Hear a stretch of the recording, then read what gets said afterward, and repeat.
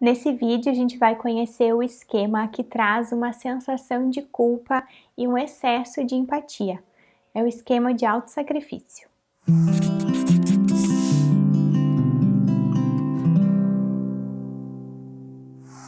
O esquema de autossacrifício traz uma sensação de culpa bastante intensa quando a pessoa vai se priorizar, deixar as necessidades dos outros um pouquinho de lado e poder focar no que é importante para si. A sensação de culpa muitas vezes impede que a pessoa diga mais nãos, que a pessoa faça por si ou que viva com mais satisfação e mais bem-estar. O apelo desse esquema é o olhar ao outro em detrimento das suas próprias necessidades ou do olhar a si. Algumas frases comuns do esquema de autossacrifício são: só me sinto feliz quando os que me cercam estão felizes. Se eu faço o que eu quero, me sinto mal, então nem vale a pena fazer. Devo atender aos outros. As sensações mais comuns do esquema de autossacrifício são uma sensação de empatia em excesso, então a pessoa costuma às vezes até sofrer de tanta empatia, ver algum pedinte na rua, ver algum animalzinho ou ver a outra pessoa lutando ali com os seus desafios na vida e aquilo tem um impacto muito grande, então uma sensibilidade, uma empatia muito grande ao sofrimento dos outros, o que numa medida ideal, né, numa medida calibrada, não é um problema, mas é uma virtude que acaba sendo problemática quando ela extrapola os níveis ali ok's, né, quando a pessoa começa a sofrer por causa dessa empatia. É muito comum uma sensação de culpa nesse esquema, então a pessoa se volta às necessidades do outro, faz pelo outro, pensa no outro, prioriza o outro, por querer ajudar, mas também porque ela tá com um movimento ali, tá com uma motivação de culpa, porque se ela não fizer, a culpa vem, né? Então a pessoa tem baixa tolerância a lidar, a sentir a culpa, não quer se sentir culpada, fica se sentindo muito mal realmente por estar se sentindo culpada ou por não ter feito o que o outro pediu, e aí a culpa muitas vezes ela aparece num segundo plano, alimentando o esquema de autossacrifício. Uma outra sensação bastante comum do autossacrifício é uma hiperresponsabilidade. Então é como se a pessoa ficasse muito preocupada, muito responsável pelos problemas, pelas dificuldades do outro. Então é um excesso ali de preocupação, um excesso de responsabilidade, tanto pelo bem-estar, quanto pela vida, quanto pelas escolhas do outro, né? Como se o outro não tivesse ali condições de ter algum sofrimento ou de lidar com as suas dificuldades. E tem uma sensação que é bastante comum nesse esquema de autossacrifício, mas ela fica um pouquinho desconectada, ela fica um pouquinho difícil de a gente relacionar ao autossacrifício. Essa sensação é a raiva. Então tem uma frase que eu gosto de ensinar os meus pacientes a perceberem que é muito característica do esquema de autossacrifício. Às vezes a pessoa tá muito incomodada, tá muito indignada e aí ela fala assim: ai, eu fiz tudo por ele, ele não me disse nem um muito obrigada. O que custava me dizer um muito obrigada? O que custava ir lá e agradecer por tudo o que eu fiz? E aí, a nossa tendência natural é pensar assim: poxa, né? Um muito obrigada. O que custava? Não era nada. A pessoa foi lá, se matou, se quebrou para poder dar conta de tudo que o outro pediu. E aí o outro não deu um muito obrigada. E aí a gente tende a olhar para isso, né? Para o simples agradecimento ali como o problema.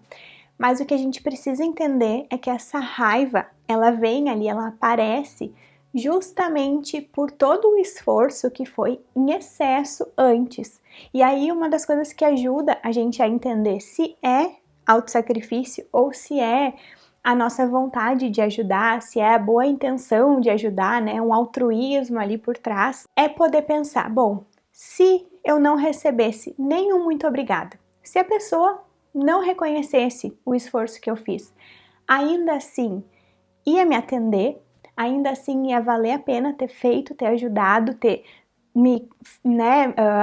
feito tantas coisas aí pelo outro? Se a resposta for não, provavelmente é o esquema de autossacrifício aí por trás dando as cartas. Se a resposta for sim, não precisava me agradecer mesmo, eu fiz de coração, eu fiz porque eu estava preocupada, eu fiz porque eu quis fazer, porque aí a gente consegue perceber um pouquinho de autocuidado na ajuda, porque assim, quando a gente ajuda o outro, se descuidando e não ajudando a gente mesmo, essa balança fica muito desproporcional e aí o muito obrigada é só ali a última gota, não é o agradecimento em si que fere, mas é todo o excesso de ajuda e todo o excesso, às vezes até de privação que a pessoa que estava ali ajudando fez. Então é muito importante a gente poder olhar a raiva junto no esquema de autossacrifício. Por quê?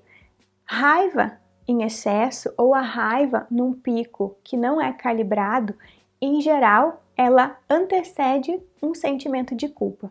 Então, volta todo o ciclo do autossacrifício de novo, porque eu fiquei com muita raiva, o fulano não me deu nenhum muito obrigada, eu fiquei com muita raiva e a raiva passa, como as emoções elas passam, e aí vem uma culpa, puxa vida, né? Fiquei com tanta raiva, a pessoa estava precisando tanto e que má pessoa que eu sou, olha só, eu me senti assim por causa dele, ele realmente precisa tanto de mim. Então é importante a gente poder regular tudo isso, a gente deixar a nossa ajuda em um nível que fique balanceado com a sensação ali do cuidado pelo outro, mas que também exista o cuidado com a gente. E uma característica comum do autossacrifício é a balança, então, entre dar e receber, uma balança aí desequilibrada.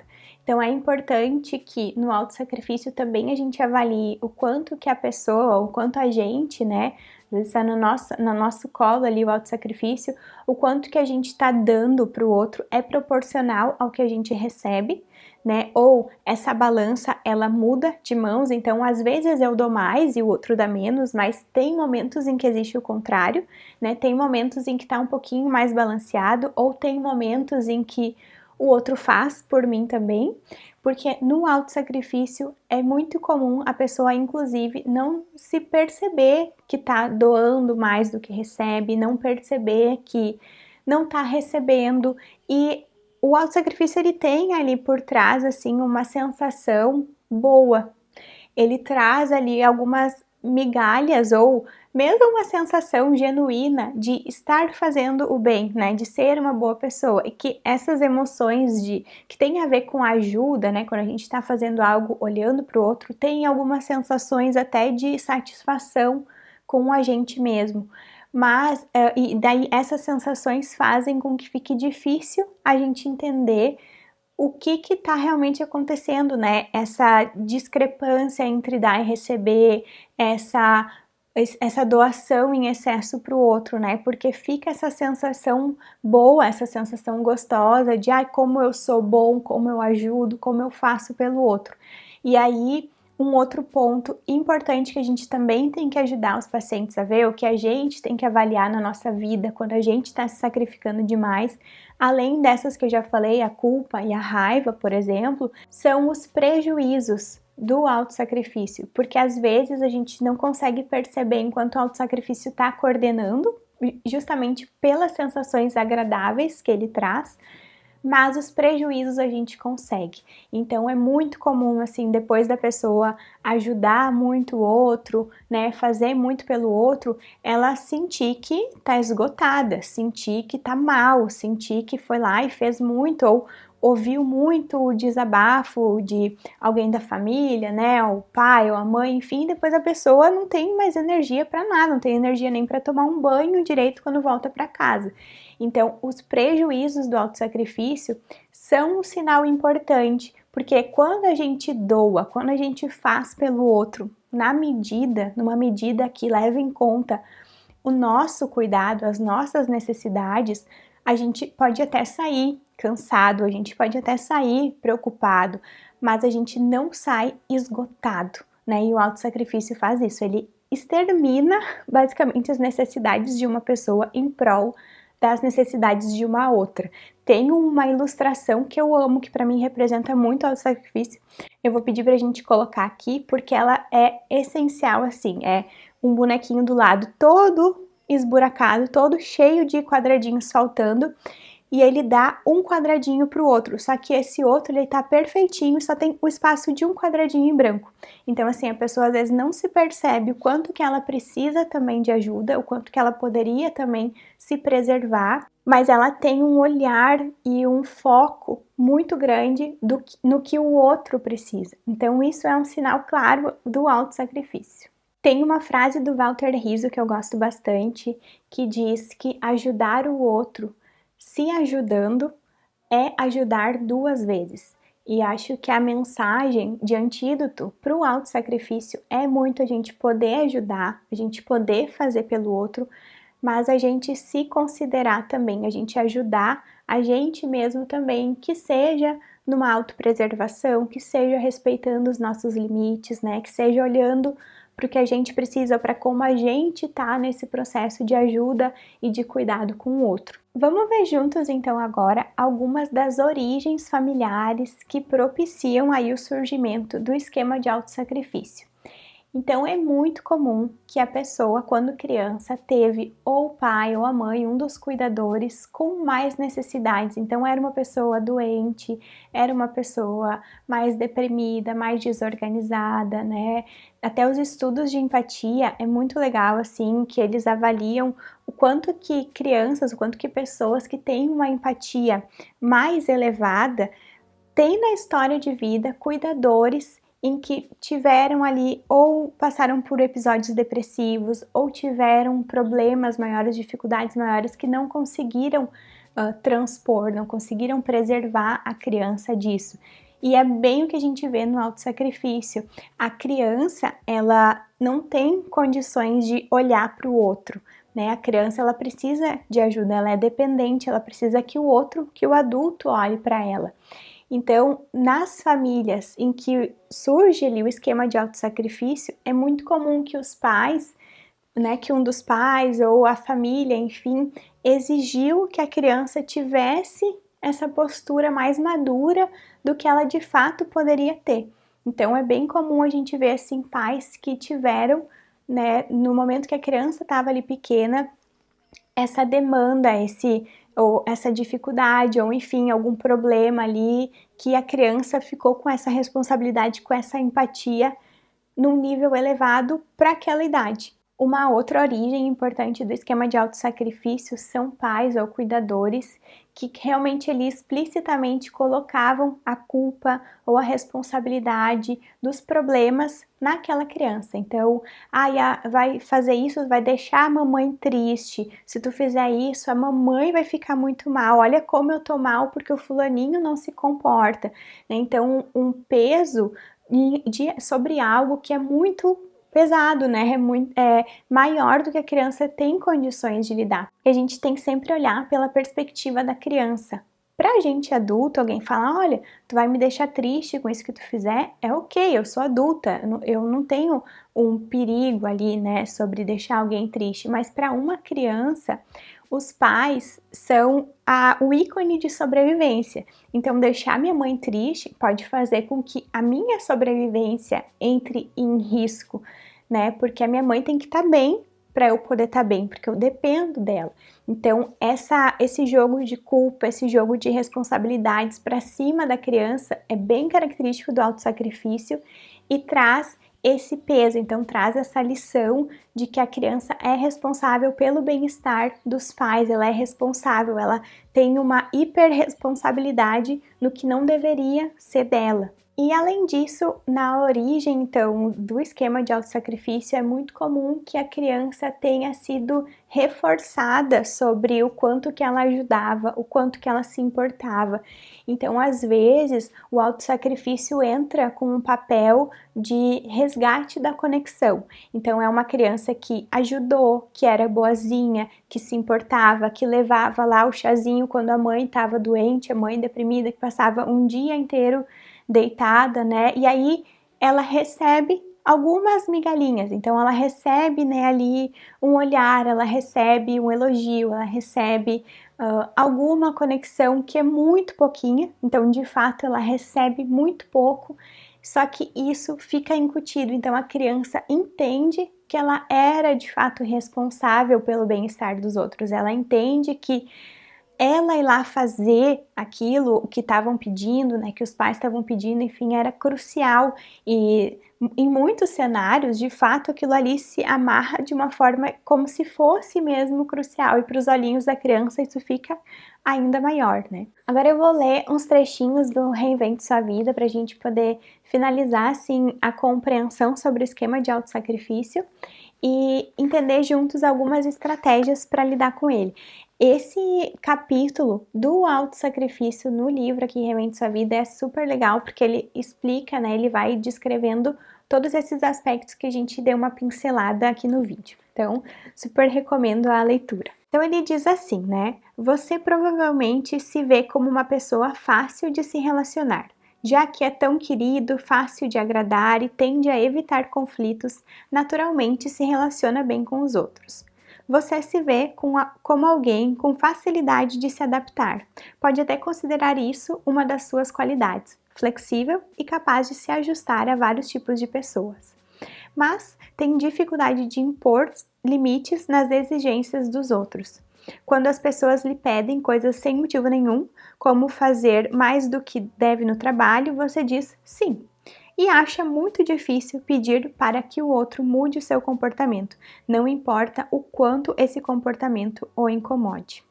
Ainda deve se sentir orgulhoso de como é capaz de servir os outros, de conseguir ajudar os outros e ser atencioso com as necessidades dos outros. E tem razão. A habilidade de estar lá pelos outros é a força de pessoas que se auto-sacrificam. Você provavelmente desenvolveu habilidades excepcionais em ajudar os outros e pode estar em uma profissão em que ajuda as pessoas. No entanto, uma de suas fraquezas é que normalmente o que quer frequentemente se perde. Muito frequentemente cala-se e não é assertivo com as próprias necessidades. Nem preciso dizer, né, que os terapeutas em geral têm um esquema de autossacrifício. Em geral, são pessoas que tendem a ter uma empatia em excesso, que tendem a priorizar as necessidades dos outros em prol das suas. Então é um esquema que a gente como terapeuta precisa poder regular, porque se ele não está na medida, acontece o que a gente vê como um problema no autossacrifício, que é exigir demais de si, se autorresponsabilizar e exigir pouco dos outros, ou basicamente não ter habilidade de exigir dos outros, de apontar, olha, isso que tu fez não foi legal, isso que tu fez eu não gosto, isso não tá bom pra mim. Então, essa é a cara que tem o autossacrifício. E aí, vamos entender algumas formas para a gente lidar com ele, então, algumas estratégias para a gente mudar esse esquema. A primeira é a gente poder olhar para a nossa história de vida e entender o que tem ali que fez com que esse esquema de autossacrifício tivesse sido desenvolvido. Era algum dos nossos pais mais doente ou mais deprimido, ou que demandava, que colocava essa culpa, né, que nos responsabilizou demais? O que tem na história de cada um que fez com que esse esquema tivesse se desenvolvido?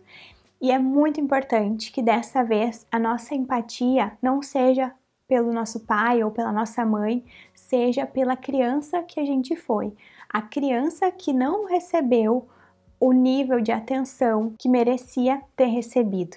Então é muito importante que a nossa empatia também inclua a nossa criança nessa história que muitas vezes foi privada desse olhar. A segunda estratégia muito importante é poder listar de forma realista quais são os locais, quais são os contextos, as situações que fazem com que a gente se autossacrifique. É mais no trabalho? É no relacionamento? É com os nossos pais? É em que cenário que a gente passa dos limites do autocuidado? Em que cenário que a gente faz mais pelo outro e depois está ali prejudicado, depois está lá quebrado, né? Não tem mais energia para fazer nada por nós. Quais são esses cenários? E então listar, poder mapear, quando fulano me chama, eu esqueço de mim, eu faço tudo por ele e esqueço de mim. Então essa é a segunda estratégia. A terceira, muito importante, também é poder listar, é poder de forma mais racional olhar o quanto que a gente faz pelos outros e o quanto que a gente recebe. Então, por exemplo, no meu relacionamento amoroso, o quanto que eu dou e quanto que eu recebo. Como que tá essa divisão entre as coisas, o dar e receber. Tá simétrico, tá assimétrico. Com a minha mãe, eu dou e recebo quanto, o que eu dou, o que ela dá, enfim.